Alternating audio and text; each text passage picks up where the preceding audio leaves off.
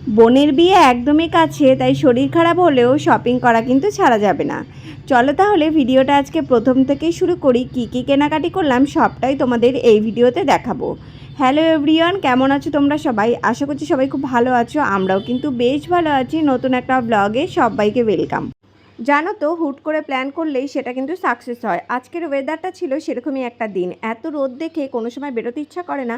তো আজকে দুপুর 3টে বাজে হুট করেই প্ল্যান হলো যে চল বোন একটু কেনাকাটি করতে যাই। অনেক কিছু কেনাকাটি আছে, সেটা তো অবশ্যই তোমরা এই ভিডিওতে দেখতে পারবে কী কী কেনাকাটি করলাম।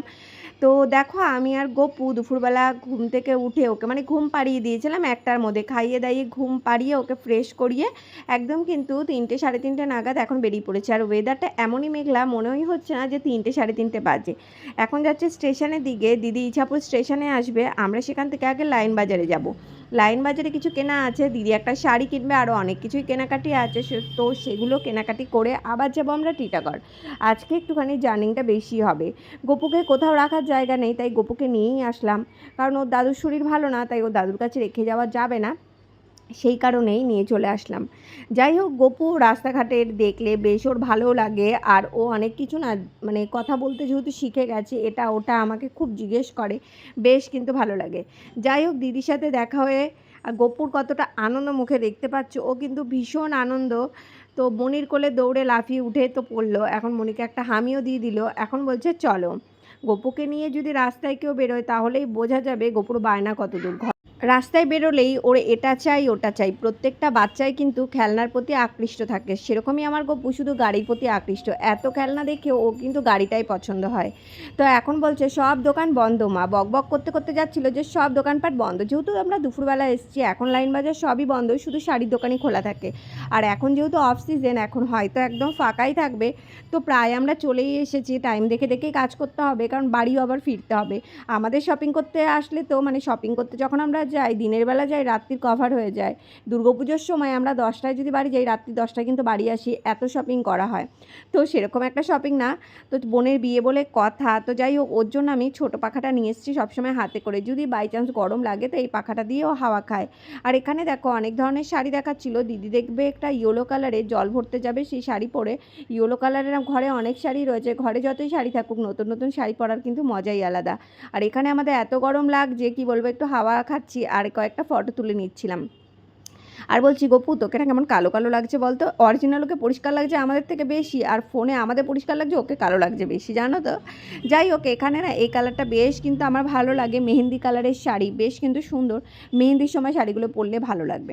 দোকান একদমই ফাঁকা, আমরাই মনে ঘুমিয়ে বসিয়ে এরকম করে দেখছিলাম। আর কাকু আস্তে আস্তে দেখাচ্ছিল যে লোক তো এখন নেই, হালকাভাবে আমরা দেখে যাচ্ছিলাম। আর ওয়েদার দেখতে পাচ্ছ, ওয়েদারটা দেখলাম মেঘলা মেঘলা হয়ে গেছে। আর দেখো, মনির কাছে বায়না শুরু করেছে আমাকে একটু চকি কিনে দাও। মনি কিন্তু আবার দোকানে নিয়ে চলে গেছে। আর নিয়ে এসছে কি দেখতে পাচ্ছে, এই খাবারটা ওর খুব প্রিয়, তাই মনি আবার কিনে নিয়ে চলে এসছে। একটু পরপরই খাচ্ছে, খেয়ে খেয়ে বলছে কি একটু রেখে দাও, আমি পরে খাবো। আবার একটু পরপর চাইছে। তো এখান থেকে দেখো, শাড়ি তো দেখা হয়ে গেল, একটা শাড়ি নেওয়া হয়েছে, আমি একটা নাইটিও কেনা হয়ে গেছে। আমি ভেবেছিলাম কিছুই কিনবো না, দোকানে আসলে না চোখ আর আটকে রাখতে পারি না, যেটাই দেখি সেটাই পছন্দ হয়ে যায়। তো যাই হোক, এখান থেকে আমি একটা নাইটি কিনে নিয়েছি, নাইটির দরকার রয়েছে তাই জন্য। আর দিদি একটা শাড়ি কিনে নিয়েছে। এই ভর আবার বেরিয়ে পড়লাম আমরা টিটাগড়ের উদ্দেশ্যে। এখন আমরা টিকিট কাটবো, তারপরে যাব। স্টেশনগুলোর পাশ দিয়ে গেলে এতটা খারাপ লাগে, কত স্টেশন উচ্ছেদ করে দিয়েছে। স্টেশনে স্টেশনে যে দোকানগুলো ছিল বেশ কিন্তু ভালো লাগতো।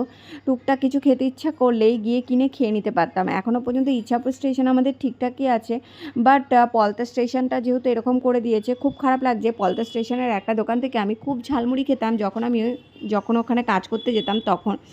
যখন পলতা স্টেশনটা আসলো না, মনটা খুব খারাপ হয়ে গেছে। সব দোকানপাট, কোনো দোকানপাটই নেই, সব উচ্ছেদ করে দিয়েছে। যাই হোক, আমাদের ট্রেন তো চলে এসেছে। ট্রেনে এসেই প্রথমেই তো হাওয়ার চিন্তা করি, কোথায় একটুখানি হাওয়াটা পাওয়া যাবে। তো এইখানটায় দেখো বেশ সুন্দর হাওয়া, তাই দিদিকে বললাম এই সাইডটায় চলে আয়, এই সাইডটায় খুব সুন্দর হাওয়া। হাওয়া খেতে খেতে যেতে যেতে, আর গপু জানো তো ট্রেন দেখে খুবই আনন্দ। ও সারাদিন ঘর থেকে ট্রেন দেখে, তবু ওর পোষায় না। ও যখনই আমরা ট্রেনে উঠেছি ও বিশাল আনন্দ করেছে। আর এখন আমরা টিটাগড়ে নেমে গেছি। নামার পর ওকে একটু হাঁটিয়ে নিয়ে যাচ্ছিলাম। ও বলছে কি আমাকে কোল থেকে নামিয়ে দাও। আমি যতই কোলে নিচ্ছি, মানে দিদি যতই কোলে নিক না কেন, ও বলছে আমাকে কোল থেকে নামিয়ে দাও, আমি হেঁটে যাব। যাই হোক, একটুখানি হাঁটিয়ে নিচ্ছি, একটুখানি কোলে নিচ্ছি, এইভাবেই নিয়ে গেছি। আর এখন না আমি লুকিয়ে পড়েছি, আর গপু আমাকে খুঁজছে যে মা কোথায় গেল। দিদি বলেছে মা, তোর মা চলে গেছে, নেই গিয়ে। ও একটু পরপরই আমার পেছন দিক দিয়ে তাকিয়ে আসছিল, আর আমাকে দেখে দেখো ওর মুখের হাসি দেখে বুঝতে পারছো। যাই হোক, ওকে নিয়ে বেরোলে না আমার না খুবই ভালো লাগে। ওকে বাড়ি রেখে আসার থেকে ওকে যখন বের করি, মানে বাড়ি থেকে ও যখন ঘুরতে বেরোয়, ও খুব আনন্দ পায়। কান্নাকাটি তো কোনো কিছু নেই, আর খিদেও ওর পায় না। শুধু ওর কী প্রবলেম হয় জানো তো, ওর একটাই প্রবলেম, ওকে শুধু গাড়ি কিনে দাও।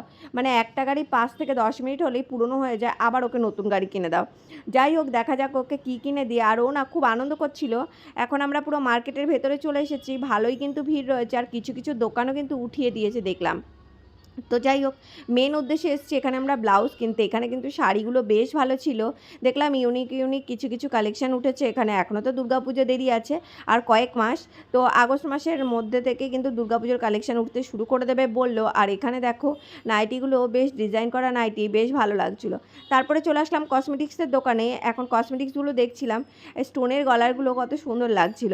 জানো তো, যতই ঘরের মধ্যে থাকুক না কেন, সেগুলো সবই পুরনো লাগে। যেগুলো দোকানে দেখি সবই কিন্তু নতুন লাগে। তো ভালোই লাগছিল দেখতে। আর মার্কেটে কদিন পর ঘুরতে আসতে কিন্তু বেশ ভালো লাগে। আর এখানে দেখো এই বেলুনওয়ালাটা পেছন যাচ্ছে, ও কিন্তু এই বেলুনগুলো নেবে। ঘরের মধ্যে রয়েছে, ফাটিয়ে ফেলবে সঙ্গে। তাই এত দূর যাবো যেহেতু, ঘোরাঘুরি করবো, তাই ওকে আমরা বেলুন কিনে দেবো না, এমন একটা জিনিস কিনে দেবো যাতে ওর কাজে লাগে। ও এসেই তো দেখো এখানে গাড়ির জন্য বায়না করে শুরু করে দিয়েছে, কিন্তু আমরা গাড়ি কিনে দেবো না, দিয়েছি আমি বাঁশি কিনে। এই বাঁশিটা জন্মাষ্টমীর সামনেই আসছে, আমারও কাজে লেগে যাবে। আর ও কিন্তু বেশ সুন্দর বাজাতে পারে।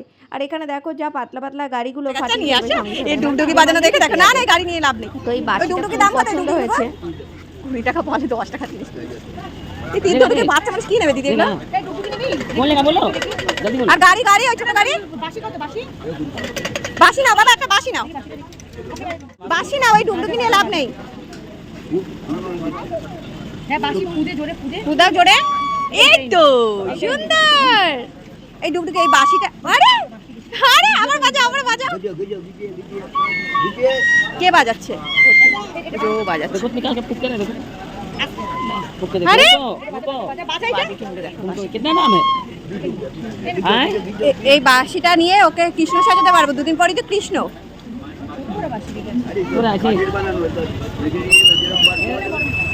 ই বাবা, বুলবুলি ফলাচ্ছে ভালো।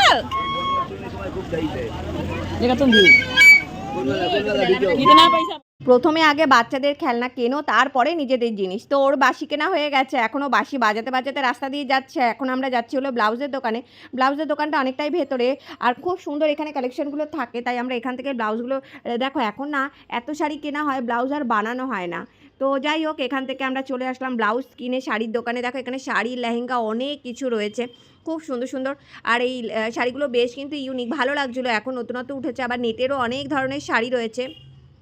তো যাই হোক, শাড়ি কেনা তো অনেকগুলোই হয়ে গেছে, সবারই প্রায় 2-1 করে শাড়ি কেনা হয়ে গেছে। তো আর কিছু কিনবো না। এখানে চুড়িদারগুলো বেশ কিন্তু ভালো, চুড়িদারের পিস ছিল। আর এখানে নাইট শ্যুটগুলো ছিল। তারপরে এখানে অনেক ধরনের অনেক কিছুই রয়েছে, তোমরা যখন টিটাগড়ে আসবে সবই তো দেখতেই পারবে। তো অনেক কিছু রয়েছে। আর আকাশের অবস্থা খুব একটা যে ভালো সেটা না, মেঘ করে রয়েছে। ভাবলাম কখন না কখন বৃষ্টি চলে আসে, তাড়াতাড়ি করে সব জিনিস কিনতে হবে, যেহেতু দুপুরবেলা বেরিয়েছি। দেখো সন্ধে প্রায় হয়ে গেছে।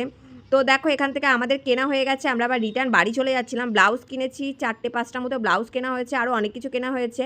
তো যাই হোক, এখন বাড়ির দিকে যাব, তার আগে এত খিদে পেয়ে গেছিলো।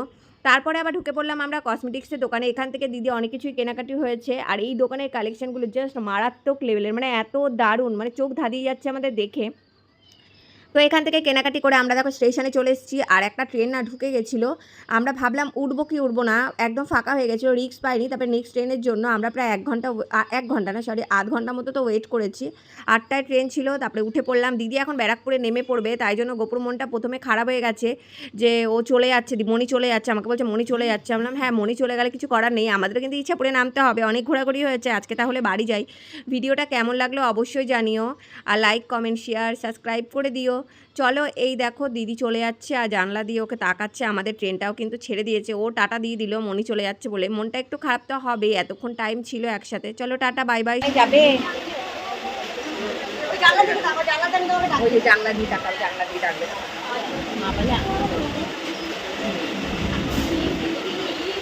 এই যে